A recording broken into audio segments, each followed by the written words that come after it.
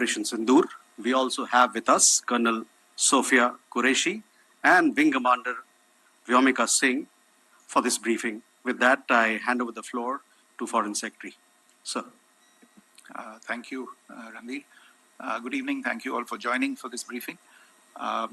You would have perhaps seen some information related to developments since late last night, early this morning, which has been put out by the Ministry of Defense. Just in case it has been missed, I will request Colonel Sophia Qureshi and Wing Commander Vyomika Singh to just update you and fill you in on the details. Thank you, sir. Operation Sindoor पर 7 मई 2025 को हुई press conference के दौरान भारत ने अपनी प्रतिक्रिया को केंद्रित, संतुलित और गैर उत्तेजक बताया था। यह विशेष रूप से स्पष्ट किया गया था कि पाकिस्तानी सैन्य ठिकानों को निशाना नहीं बनाया गया। साथ ही दोहराया गया कि भारत में किसी भी सैन्य लक्ष्य पर हमले का उचित जवाब दिया जाएगा। 7 से 8 मई 2025 की रात को पाकिस्तान ने उत्तरी और पश्चिमी भारत में स्थित कई सैन्य ठिकानों को, जैसे कि अवंतीपुरा, श्रीनगर, जम्मू, पठानकोट, अमृतसर, कपूरथला, जालंधर, लुधियाना, आदमपुर, भटिंडा, चंडीगढ़, नाल, फलौदी, उत्तरलाई और भुज पर ड्रोन और मिसाइलों से हमला करने का प्रयास किया। इन हमलों को इंटीग्रेटेड काउंटर यूएस ग्रिड और वायु रक्षा प्रणालियों द्वारा निष्क्रिय कर दिया गया। इन हमलों का मलबा कई स्थानों से बरामद हुआ, जो कि पाकिस्तानी हमलों का प्रमाण है। On the night of 7th May 2025, Pakistan attempted to engage a number of military targets in northern and western India using drones and missiles.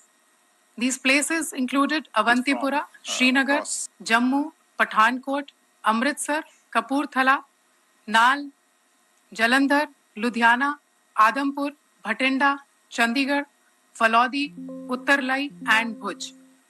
These were neutralized by the integrated counter unmanned aerial system and other air defense systems. The debris of these attacks is now being recovered from a number of locations that prove the Pakistani attacks. आज सुबह भारतीय सशस्त्र बलों ने पाकिस्तान के कई स्थानों पर वायु रक्षा रडार और प्रणालियों को निशाना बनाया। भारत की प्रतिक्रिया समान क्षेत्र में समान तीव्रता के साथ की गई। यह विश्वसनीय रूप से ज्ञात हुआ कि लाहौर में स्थित एक वायु रक्षा प्रणाली को निष्क्रिय कर दिया गया। Today morning, Indian Armed Forces targeted air defense radars and systems at a number of locations in Pakistan. Indian response has been in the same domain with the same intensity as Pakistan. It has been reliably learnt that an air defense system at Lahore has been neutralized. Pakistan ने नियंत्रण रेखा पर आकरण गोलीबारी की तीव्रता बढ़ा दी है, जिसमें कुपवाड़ा, बारामूला, उरी, पुंछ, मेंढर और राजौरी क्षेत्रों में मोर्टार और भारी तोपखाने का इस्तेमाल किया जा रहा है। Pakistan has increased the intensity of its unprovoked firing across the line of control using mortar and heavy calibre artilleries in areas in Kupwara, Baramulla, Uri, Poonch, Mendhar and Rajouri sectors in Jammu and Kashmir. 16 innocent lives have been lost, including 3 women and 5 children, due to the Pakistani firing. Here too, India was compelled to respond to bring mortar and artillery fire from Pakistan to a halt. Indian Armed Forces reiterate their commitment to non-escalation, provided it is respected by the Pakistan military. Jai Hind.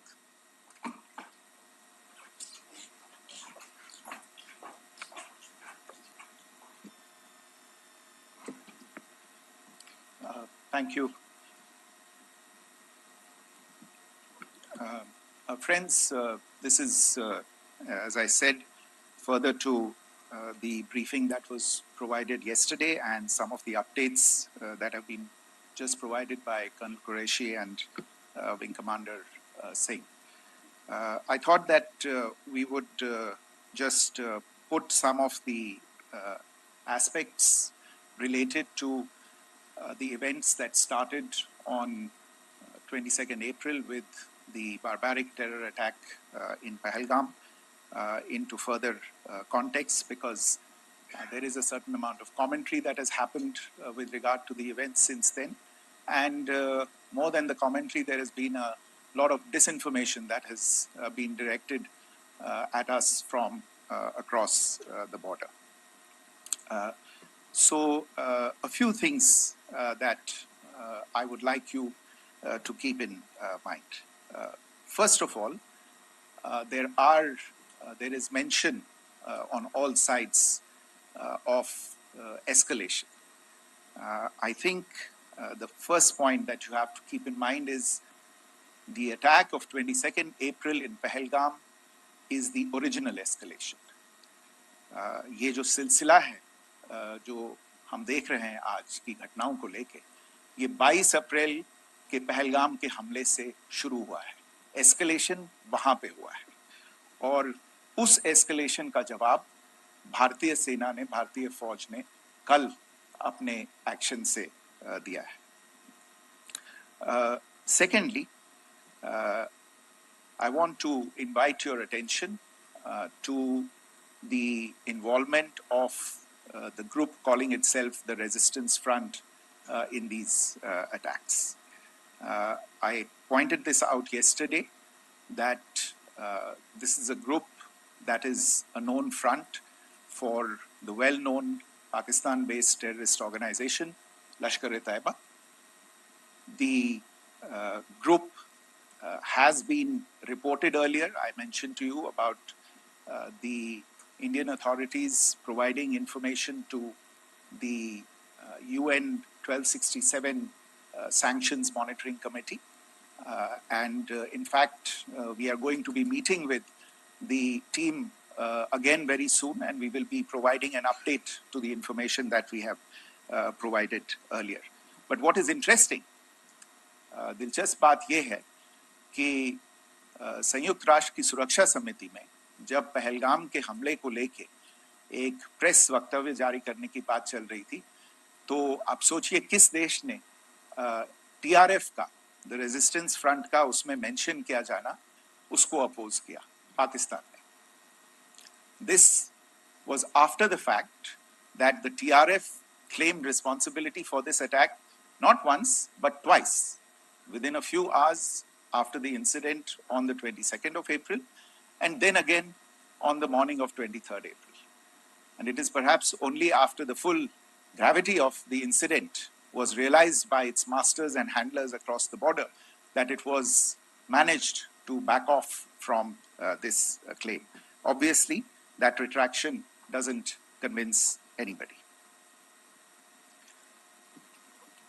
तीसरी चीज जो मैं आपसे कहना चाह रहा था, और कर्नल कुरैशी और विंग कमांडर सिंह ने कल भी बड़े स्पष्ट शब्दों में और आज भी आपसे ये बात साझा की है. जो भारतीय रिस्पॉन्स है वो नॉन एस्केलेटरी है, प्रिसाइज है, सटीक है, मेजर्ड है और कंसिडर्ड है. Our intention has not been to escalate matters. We are only responding to the original escalation, as I said, and our response has been targeted, precise, controlled and measured. Only no military targets have been selected. Only terrorist infrastructure in Pakistan has been hit. Now, there are, as I said, a number of issues that have been raised in commentaries, and there's a lot of, as I said, unfounded disinformation and fabrication that has come from across the border. And I would just like to use this opportunity to set the record straight on some of these issues. The first of these is Pakistan trying to wash its hands off any and all involvement with terrorism. I think the Pakistani information minister said there are no terrorists in Pakistan. And I think he was challenged on that in the television program that he was appearing on. But even if I partially repeat myself from yesterday, I think Pakistan's reputation as the epicenter of global terrorism is rooted in a number of instances where concrete evidence is available, not just to India, but to governments and authorities and agencies around the world. There are several terrorist attacks around the world where Pakistani fingerprints have been found. I don't need to belabor the point with regard to this audience about where Osama bin Laden was found and who called him a martyr. Pakistan has also for decades pursued cross-border terrorism into India with impunity. And as I said yesterday also, in order to deliberately mislead the international community, they claimed that the terrorist Sajid Mir was dead. They came under pressure, and Sajid Mir was then brought back to life, arrested, and is now apparently in Pakistani custody. Pakistan is also home to a very large number of UN proscribed as well as UN proscribed terrorists, as well as terrorists proscribed by a number of other governments in the world, including, of course, the Lashkar-e-Taiba and the Jaish-e-Mohammed, as well as their leaders, Masood Azhar and Hafiz Mohammed Saeed. आपने देखा होगा हाल ही में पिछले ही कुछ दिनों में पाकिस्तान के रक्षा मंत्री और उनके पूर्व विदेश मंत्री दोनों ने इस बात को माना है कि पाकिस्तान का ऐसे ग्रुप्स के साथ जो रिश्ता है वो क्या रहा है. Both the defense minister and the former foreign minister of Pakistan, I think they've done a more eloquent job of this than I could ever do in terms of describing their country's implication in international terrorism and their involvement in housing these kinds of groups. दूसरा जो विषय है वो है पाकिस्तान का जो एक दावा है कि एक इंटरनेशनल impartial investigation होना चाहिए, एक joint investigative committee होनी चाहिए. These calls for jointly investigating this heinous and barbaric attack in Pahalgam. Again, I think you know the history well on this. You know the track record well, and it is not a bright track record insofar as Pakistan is concerned. In fact, in the pursuit of justice for the victims of multiple terrorist attacks, whether it be Mumbai in 2008, in Pathankot in 2016, or many others. But in particular for these two attacks, India had offered to cooperate. India provided forensic evidence and urged Pakistan to bring the perpetrators of these attacks to justice. We, in particular with regard to the Mumbai attacks of 2008, where a Pakistani Lashkar-e-Taiba terrorist was captured alive, India provided extensive information and evidence related to the involvement of Pakistani terrorists in this attack. Cases were registered, but you are all aware that these cases have not progressed despite the formation of judicial teams, etc. And Pakistan has consistently stonewalled all efforts to move the investigation along. In fact, with regard to the Pathankot attack as well, a joint investigative team was formed. We gave access, unprecedented access, I should say, to Pakistani team to the site of the attack. Details of call records data and DNA, etc., were shared with Pakistan. We had shared with them details related that we had been able to access to the addresses of terrorists. We presented evidence against the office bearers of Jaish-e-Mohammed who had conspired in the attack and the handlers of the terrorists who facilitated them and guided them in. But there has been no movement on this. So in all of this, I think the experience has not been positive, and it certainly doesn't give us the confidence now to take at face value Pakistani assertions of wishing to participate in a joint investigation. These are just delaying tactics. These are just stonewalling tactics. And in fact, there is reason to believe that Pakistan uses the evidence that we provide only to cover its tracks and, in fact, defend the terrorists who we are looking for and obstruct the path of investigation.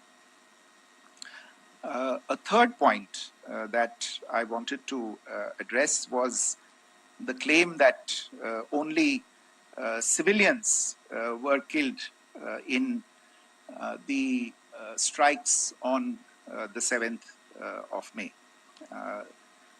We have made the point very clearly that all attacks on the morning of 7th May were against carefully selected terrorist infrastructure, terrorist targets.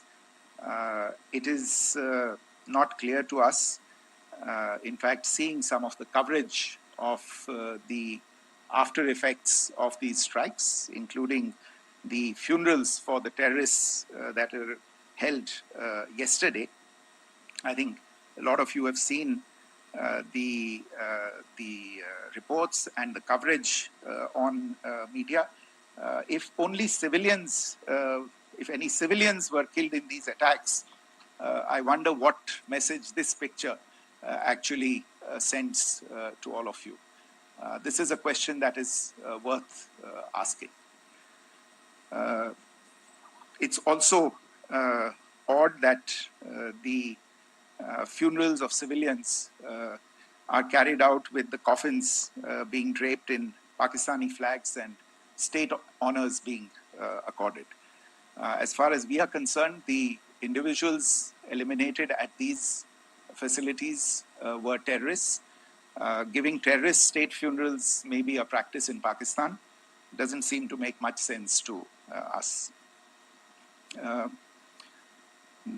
Pakistan has also claimed that India deliberately attacked religious sites. This is completely false again.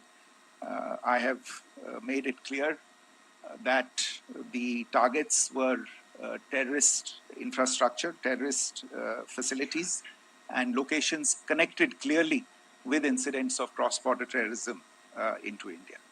And it is in fact Pakistan that is misusing religious sites as a cover to in fact radicalize, direct and indoctrinate and train terrorists. In fact, contrary to what Pakistan is claiming, yesterday Pakistan launched a targeted attack on the Sikh community in the state of Jammu and Kashmir, hitting Gurdwara in Punch and the homes of Sikh community members, which came under attack. And we know that at least 3 individuals were killed in that particular attack.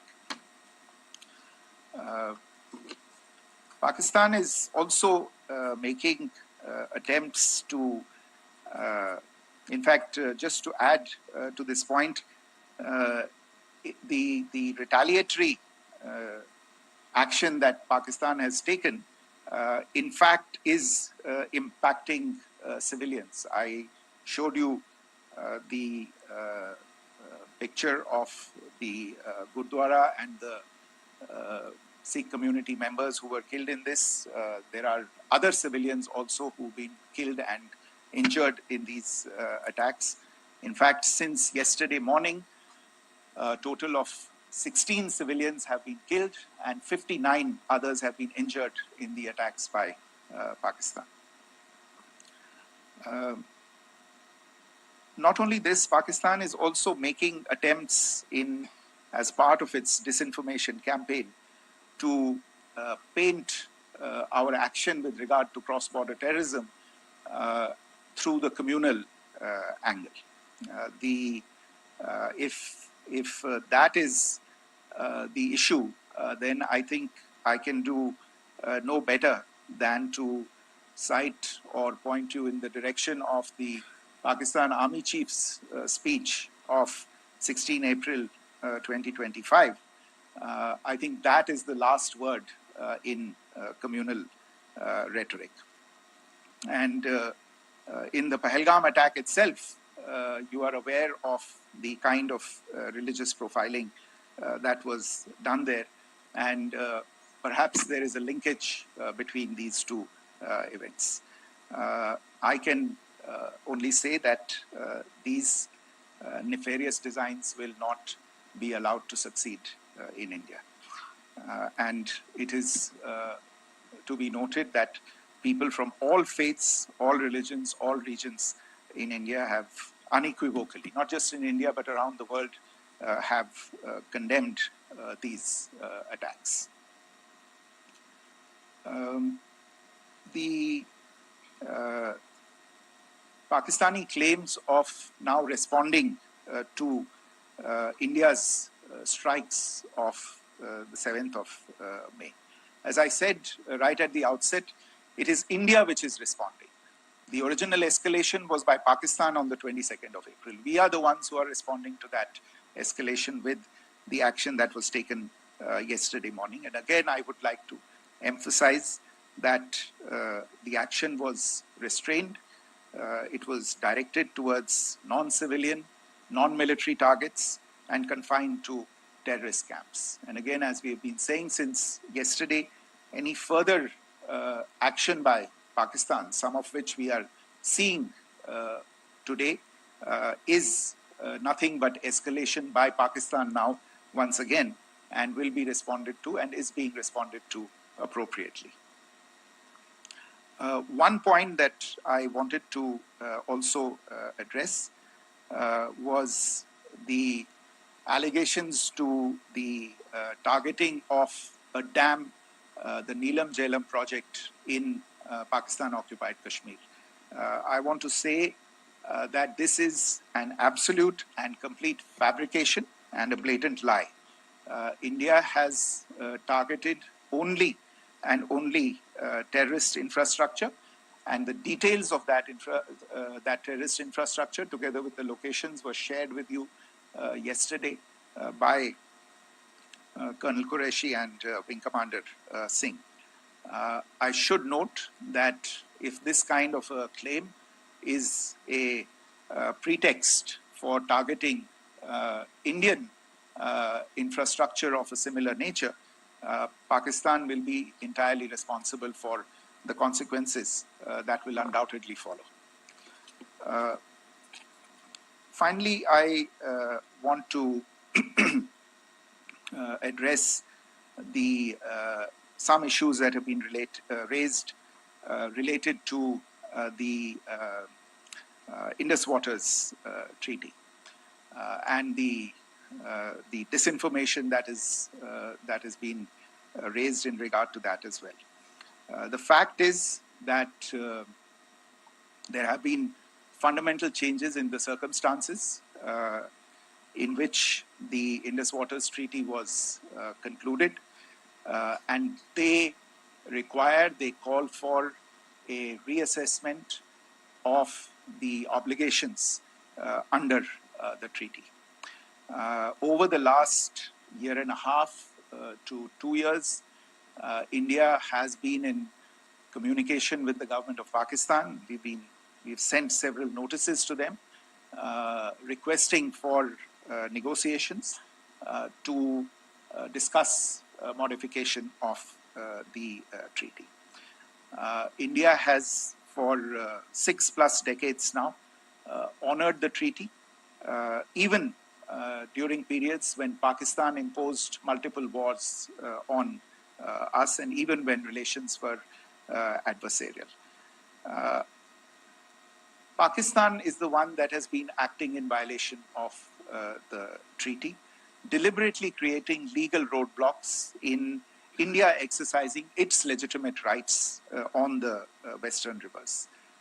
Any projects that India sought to build on the Eastern rivers, and even on the Western rivers, which we are allowed to by the treaty, were always challenged by Pakistan, thereby hampering our rights to utilize our legitimate waters under the treaty. In fact, if you see the preamble of the treaty itself states that the treaty was concluded in a spirit of goodwill and friendship. Mark those words, concluded in a spirit of goodwill and friendship. ये भारत का धैर्य और भारत की सहनशीलता है जो 65 साल से हम इतनी प्रोवोकेशन के बावजूद इस ट्रीटी को निभा रहे हैं. However, as has been made clear earlier as well, Pakistan has not responded to our requests to enter into negotiations for a reassessment of the obligations under the treaty. A number of conditions have changed. This is a treaty that was based on the engineering techniques of the 50s and the 60s. We are living through the first quarter of the 21st century. Technological changes and technological advancements have to be taken into account. There are demographic changes. There are climate changes that have taken place. There is the imperative of clean energy. And of course, the terrorism that Pakistan has wreaked in the state of Jammu and Kashmir itself has hampered India's ability to exercise its rights under the treaty. Pakistan's persistent refusal to respond to our requests to enter into government-to-government negotiations on the modification of the treaty is, in a sense, itself a violation of the treaty. And therefore, India has taken the step of putting the treaty in abeyance until Pakistan abjures irrevocably its support for cross-border terrorism. Maybe I'll stop there. I mentioned earlier yesterday as well that this is an evolving situation.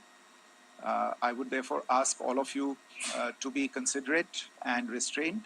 It will not be possible for us or my colleagues from the armed forces to share operational details at this point in time. Beyond that, if you have any questions, may I have time for only a few, and I'll try to answer those questions.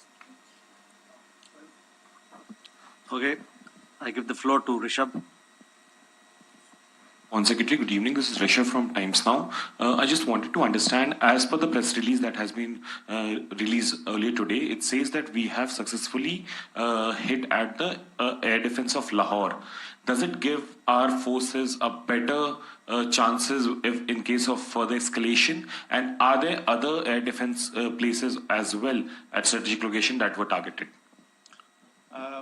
Rishabh, you are violating the first rule that I set out at the end of my remarks. The press release that has been issued by the Ministry of Defense today speaks for itself. It is related to operational matters. It's been released by the Ministry of Defense.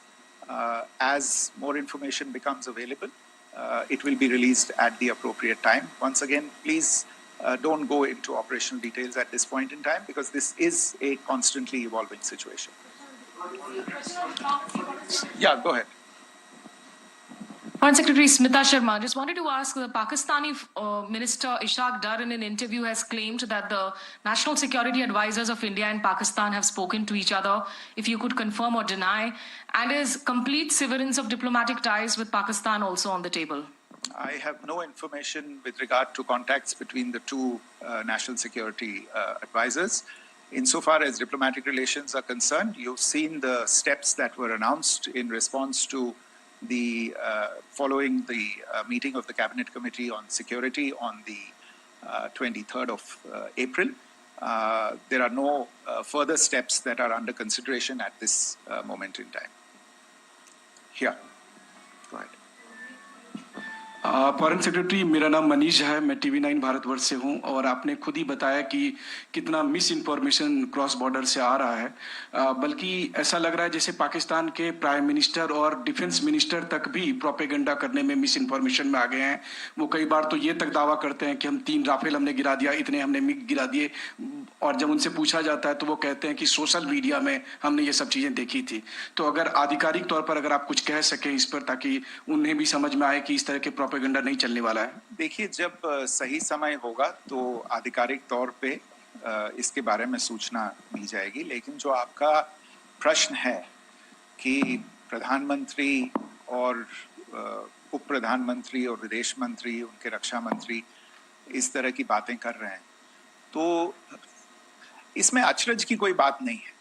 आखिरकार ये एक देश है जिसने अपना इसका जन्म लेते ही झूठ शुरू हो गया था। 1947 में जब पाकिस्तानी फौज ने जम्मू कश्मीर पे दावा बोला, तो उन्होंने किसी ऐसे वैसे व्यक्ति से नहीं, संयुक्त राष्ट्र से झूठ बोला कि हमारा कोई लेना देना नहीं है इससे। ये लोग जो गए हैं वो तो कबायली हैं।